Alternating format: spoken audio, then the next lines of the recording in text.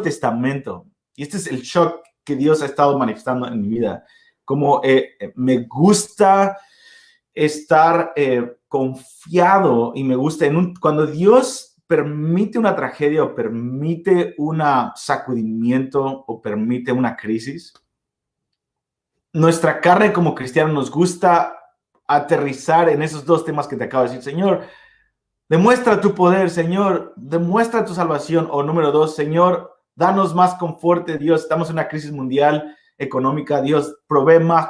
Y estamos anclados en esas dos cosas. Y Dios dice, hijo, tú eres mi hijo, tú eres mi hija. Claro que me puedes pedir estas dos cosas. Me encanta darte estas cosas, me encanta darte sanidad porque es pan, como pan para los hijos. Me encanta protegerte porque tú eres mi hijo y quiero que me pidas estas cosas. Pero hay algo más excelente que yo veo en el Nuevo Testamento, que es por encima de estas cosas y yo veo que es la manera en la que los apóstoles vivían. Y honestamente, tengo 34 años y le he estado diciendo esto a mi esposa y al Señor y a mis amigos, literalmente estas últimas 2 semanas. Y he estado diciéndoles, hey, he vivido 34 años y ciertos años de cristianismo y la verdad no estoy tan joven como para pensar como joven y estoy llegando a un cierto nivel en mi vida en cuanto a años, al fin de mi vida estoy llegando casi a la mitad de mi vida, no sé cuánto voy a vivir, pero he estado haciéndome esta pregunta, Dios, ¿podrías permitirme vivir como la iglesia en el Nuevo Testamento? Dios, me encanta pedirte más poder, me encanta pedirte más impacto, más confort, pero yo veo el Nuevo Testamento y veo que la ocupación y la preocupación de la iglesia local era la vida eterna. Ellos estaban anclados en la eternidad y es completamente diferente cuando vivimos así. Dios les proveía, Dios hacía muchas cosas, pero ellos estaban dispuestos a morir todo el tiempo. Pablo decía, estamos todo el tiempo como ovejas listas para el matadero. Dice, nosotros estamos pobres para que ustedes se vuelvan ricos. Nosotros estamos perseguidos para que ustedes hagan estas cosas. Había un contraste en la vida apostólica del apóstol Pablo específicamente, que más que me confronta y me redarguye y me trae convicción, más que eso, siento una gran invitación, una gran gracia de parte de Dios para decir, Dios, yo quiero vivir de esta forma. Y Dios me dice, Benji, ¿te gusta este sentir? Yo te lo puse a ti. Pídeme que te dé más. Dios, quiero vivir anclado en la eternidad. Y Dios dice, ok, sígueme pidiendo. Y digo, Dios, déjame vivir literalmente como el Nuevo Testamento. Déjame vivir confiado. Y estoy viviendo personalmente en esta invitación en cómo puedo vivir realmente anclado en la eternidad. Y eso estaba en el núcleo de muchas de las cosas que los apóstoles y el Nuevo Testamento ellos tenían. Y era vivir anclados para la eternidad. Y eso es algo que a mí me ha estado impactando y eso es lo que mi participación pequeña de lo que quiero continuar hablándoles. Yo sé que muchos de la audiencia en este momento están viviendo una crisis tremenda que ni siquiera entiendo, ni siquiera puedo decir que entiendo. Vengo de un país en que estuvimos en crisis y sigue estando en crisis moral y sobre todo de seguridad, etcétera, en México. Y ahora viviendo en Estados Unidos es una realidad completamente diferente. Aún mi esposa, cuando le trato de explicar las crisis de los cárteles de la droga, cuando había gente colgada en las calles o cuando había gente rodando sus cabezas en la noche o amanecía gente muerta en la calle y las veías ahí. Y mi esposa dice, no, ni siquiera puedo entender qué es esto, porque ella vivió en Canadá. De la misma forma, no puedo entender la crisis que han vivido constantemente en los últimos 5, 6, 7 años en Venezuela. Y yo sé que la mayoría de ustedes están viendo desde Venezuela y también Latinoamérica. Cada quien está viviendo una crisis diferente y cada quien estamos siendo expuestos. ¿Qué tanto realmente vivimos para el confort y para nuestra comodidad en esta era? Y déjame decirte esto, está bien ser confrontados por esto. Está bien que el Señor nos incomode y está bien lo que el Señor está haciendo en las naciones. ¿Dios está complacido con el virus corona y lo que está pasando? No. pero Dios está complacido con el resultado que esta disciplina global puede traer. Yo cuando disciplino a mi hija, me cae muy mal, la verdad, disciplinar a mi hija. A veces, de hecho, la primera semana donde yo empecé a disciplinarla a los 10 meses de edad, que empecé a darle un barazo, o empecé a decirle no, o empecé a darle ciertas regulaciones. La primera semana yo lloraba con mi esposa, no, te sientes la peor persona, etcétera. Dices, no puede ser, pero cuando ves en la palabra que si yo no corrijo a mi hijo, la Biblia dice, si no corriges a tu hijo es porque lo odias. El que odia a su hijo es porque no lo corrige, y viceversa. Y empecé a entender que esa es parte del carácter de Dios. A Dios no le gusta disciplinarnos, pero Él puede ver la eternidad y lo que está en la balanza, que es nuestra eternidad, que es nuestro estatus eterno, que es nuestra proximidad con Él, que es forjar nuestro carácter, nuestra fe, quitar las impurezas, romper el acuerdo que tenemos con Satanás, romper el acuerdo que tenemos con las potestades de la ciudad, etcétera. Y Dios dice, no me gusta lo que estoy haciendo, pero me encanta el resultado que puede haber si tú cooperas con mi disciplina. Y déjame decirte, esta pandemia nos ha mostrado que estamos muy anclados en esta era. Estamos muy anclados en este mundo, pero el Nuevo Testamento y la iglesia y el espíritu que hemos recibido es un espíritu que nos llama una y otra vez a anclar nuestra vida en la era venidera. ¿Qué quiere decir esto en lo práctico? En lo práctico quiere decir que la Biblia de hecho dice en Ageo capítulo 2, versículos 6 y 7, que hay 5 cosas que el Señor va a sacudir, y no las voy a nombrar, pero una de ellas es las naciones. Quiere decir que las naciones, que no va a haber ninguna nación que no va a ser sacudida por Dios.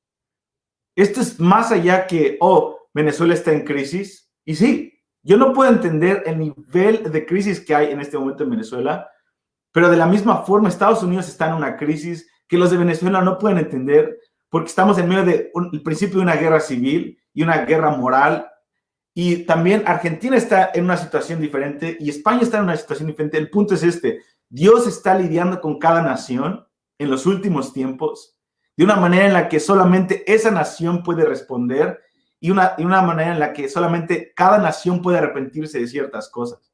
Pero el punto es lo que dice Ageo es, todas las naciones van a ser sacudidas por Dios. Esa es una de las cosas que Dios va a hacer. Dios va a sacudir las naciones. Número 2, Dios también va a conmover los sistemas económicos, los sistemas sociales. Dios va a exponer la falta de confianza que tenemos con Dios. Y el punto es Dios dice, yo estoy organizando esto. Yo quiero retarlos, iglesia, Dios dice. Quiero retarlos, iglesia, a salir de su manera de pensar en este mundo solamente.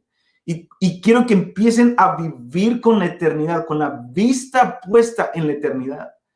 Y esto para mí, esto ha cambiado mi vida una y otra vez. Cuando yo me doy cuenta que todas las pruebas que tengo que pasar son una oportunidad para traducir todas mis decisiones con una recompensa eterna, eso ha transformado mi vida. Cuando yo vivo anclado en la eternidad, entonces mis enemigos no se vuelven mis enemigos, se vuelven una oportunidad para mostrar el amor de Cristo, para ganar recompensas eternas. Cuando yo vivo con una perspectiva eterna, cuando tengo una falta de economía y aún así decido dar de lo poco que no tengo, o de lo poco que tengo, o aún dar de lo que es irresponsable dar, y decido decir, Dios, mi vida no es para mi autopreservación, mi vida es para la era venidera. Entonces, cada necesidad se vuelve una oportunidad para poder anclar mi vida a la era venidera. Esta es la manera en la que los apóstoles vivían y esta es la manera en la que tenemos que vivir. Quiero terminar con esta meditación en Isaías 40. En Isaías 40, y una cosa más, mientras más acercamos al final de la era, más Dios va a seguir sacudiendo. Y esto lo digo como un cassette que está atorado, o como un CD que está repite y repite y repite y repite. Y esto es parte de lo que Dios me dijo a mí decir. Dios me puso a mí como un gallo que canta en la mañana y que al principio dices, qué bonito gallo, pero cuando te vuelve a despertar, y vuelve a gritar una y otra vez. El punto de un gallo es que te moleste para que te despiertes, para que todos sepan que el sol está por salir. Parte de mi ministerio, y como muchos en el cuerpo de Cristo, es la repetición. Es mi responsabilidad repetir esto una y otra vez. El sol viene, el hijo viene. Y aunque me escuches una y otra vez, lo necesito decir. Y déjame decirte, el Señor Jesucristo está por regresar. Y mientras nos acercamos al final de la era, Dios va a seguir sacudiendo a las naciones. Es el cristianismo de vainilla, de todo va a estar bien, de Dios está siempre de buenas. No es el evangelio.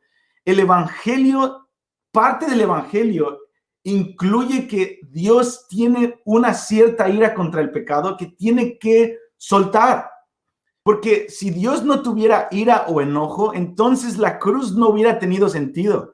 La cruz existe porque Dios tuvo que satisfacer su ira en la cruz. Por lo tanto, Dios Dios tiene en su justicia que soltar juicios en la tierra. Y quiero decir esto mientras vamos a Isaías 40. Quiero repetir esto una vez más. Cristo está por venir y Dios tiene una controversia con el mundo.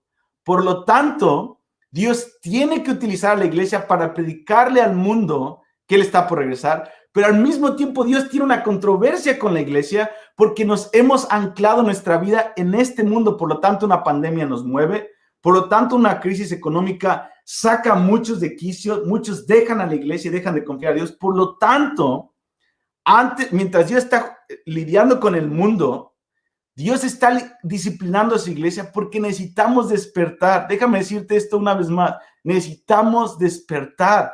Esta pandemia y crisis global es una gran oportunidad de amor que Dios nos ha dado para responder y soltar nuestros lazos que tenemos con el mundo, cortar cadenas que nos atan a este mundo, a este confort, a nuestra autopreservación, a todo lo que queremos en este mundo. Y Dios dice, no vivas para esta vida, no vivas para tus 70 años, no vivas para posicionarte aquí, no vivas para autopreservarte, no vivas para tu grandeza en este mundo, no, vive para servir, vive para ser el esclavo de los demás, vive para interceder por tus enemigos, vive. Y veo en el Nuevo Testamento una y otra vez Jesucristo poniendo el ejemplo, diciendo, yo soy el mayor de todos, yo soy el jefe del universo, aún así yo soy quien le está lavando los pies. Yo soy el mayor de todos ustedes y aún así yo soy el esclavo de ustedes. Vivan de esta forma. Si alguien quiere ser grande en el reino, vuélvase como este niño que está aquí frente a ustedes. Y una y otra vez Dios nos mostraba algo completamente diferente al mensaje que se está hablando en muchas partes en la iglesia en este tiempo. El punto no es tratar de autopreservarnos para tener más control y decir, ay Dios, sálvanos de esta crisis. No, Dios dice, no, esta crisis, abrázala y deja deja que yo la utilice y cumple su función para liberarte de este mundo solamente y poder volverte lo que yo quiero que te vuelvas, el esclavo de todos, el siervo de todos. Vive para la era venidera. Y